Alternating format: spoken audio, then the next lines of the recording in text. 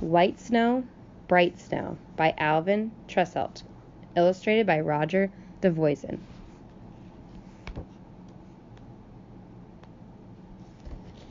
The postman said it looked like snow. The farmer said it smelled like snow.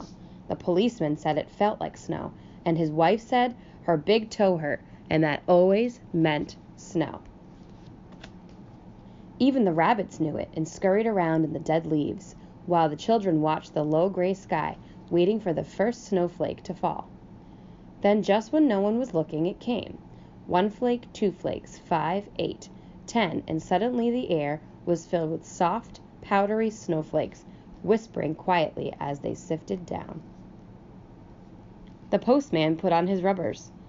The farmer went to the barn for a snow shovel. The policeman buttoned up his coat. His wife made sure she had cough mixture in the medicine cabinet. But the children laughed and danced, trying to catch the lacy snowflakes on their tongues, while the rabbits hid in their warm burrows under the ground. Faster and faster came the tiny snowflakes, and the brown earth turned white. Fields and stone, walls, roads and gutters, lawns and sidewalks, all were buried under the soft white snow.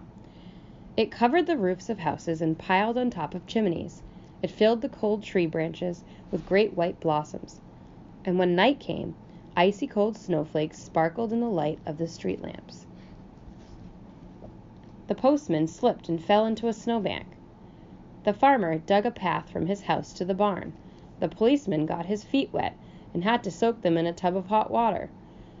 His wife put a mustard plaster on his chest so he wouldn't catch cold. The rabbits stirred in their sleep, deep in their warm burrows under the ground, under the snow, and the children dreamed of snow houses and snowmen as they slept in their snug beds under the rooftops under the snow. Silently, the frost made pictures of ice ferns on the window panes. Then, without a sound, just when everybody was asleep, the snow stopped, and bright stars filled the night. In the morning, a clear blue sky was overhead, and blue shadows hid in all the corners. Automobiles looked like big fat raisins buried in snowdrifts. Houses crouched together, their windows peeking out from under great white eyebrows. Even the church steeple wore a pointed cap on its top. The postman put away his rubbers and took out his high boots. The farmer milked his cows in a barn filled with bright snow light. The policeman had a chill and stayed in bed. His wife sat in a rocker and knitted a long woolen scarf for him. The rabbits hopped about as best they could, making long, funny rabbit tracks in the soft snow. The children made a snowman, a snow house, a snow fort, and then had a snowball fight. The wind pushed light puffs of white from the branches, while the melting snow on rooftops dripped into long, shiny icicles. Each day the sun grew stronger and the snow melted. Big patches of soft, muddy ground showed through the snow in the fields.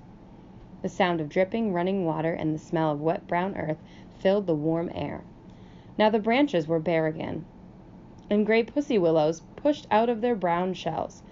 Fence posts lost their dunce caps. The snowman's arms dropped off, and running water gurgled in gutters and rain pipes.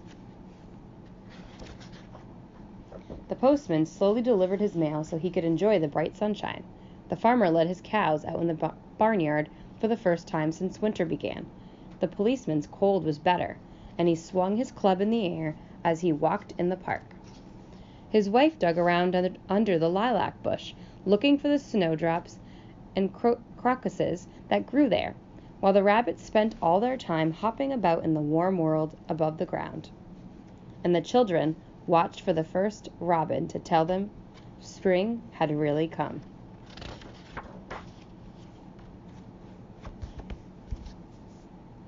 The end.